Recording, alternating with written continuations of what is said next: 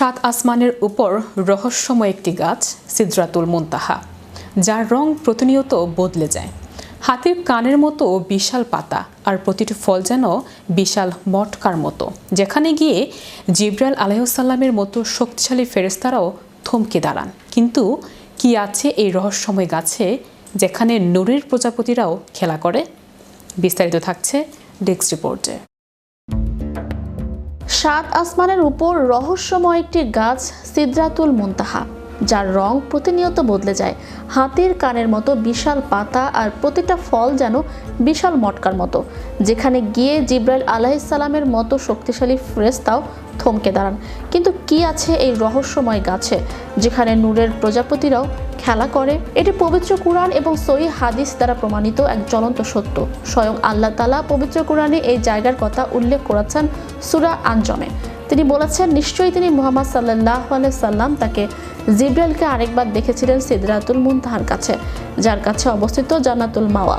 চিন্তা করে দেখুন, এটা এমন এক মাকাম, এমন এক স্টেশন যেখানে পৌঁছানো কোনো সাধারণ সৃষ্টির পক্ষে সম্ভব নয়। আমরা মনে করি জ্ঞানই হয়তো সবচেয়ে বড় শক্তি, কিন্তু সিদরাতুল মুনতাহা আমাদের আঙ্গুল দিয়ে দেখিয়ে দেয় যে জ্ঞানেরও শেষ আছে। ফেরেশতারা যারা নূরের তৈরি, যাদের শক্তি পাহাড় পর্বতকেও গুঁড়িয়ে দিতে পারে, যারা দিন রাত আল্লাহর ইবাদতে মগ্ন, তাদেরও একটি বর্ডার লাইন বা সীমানা আছে।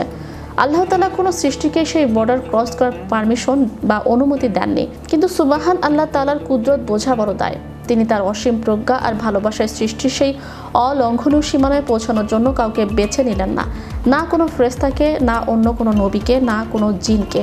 তিনি বেছে নিলেন মাটির তৈরি এক মানুষকে। তিনি হলেন আমাদের প্রিয় নবী, নবীদের সর্দার, রাহমাতুল্লিল আলামিন হযরত মুহাম্মদ মুস্তাফা সাল্লাল্লাহু আলাইহি ওয়াসাল্লাম।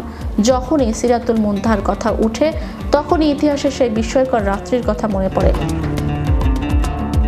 লাইলাতুল মেরাজ বা শবে মেরাজ। এই মহান ভ্রমণের পেছনের প্রেক্ষাপটটি কতটা বেদনায় ভরা ছিল। এই মহাজাগতিক ভ্রমণটি এমন এক সময় ঘটেছিল যখন আমাদের প্রিয় নবীজি সাল্লাল্লাহু আলাইহি সাল্লাম তার জীবনের সবচেয়ে কঠিন এবং অন্ধকার সময়ের মধ্য দিয়ে যাচ্ছিলেন। ইতিহাস এই বছরটিকে নাম দিয়েছে আমল হুন বা দুঃখের বছর। মক্কার কাফেরদের অত্যাচার তখন চরমে, সামাজিকভাবে বয়কট করা হয়েছে তাকে। কিন্তু এর চেয়েও বড় আঘাত এলো তার ব্যক্তিগত জীবনে।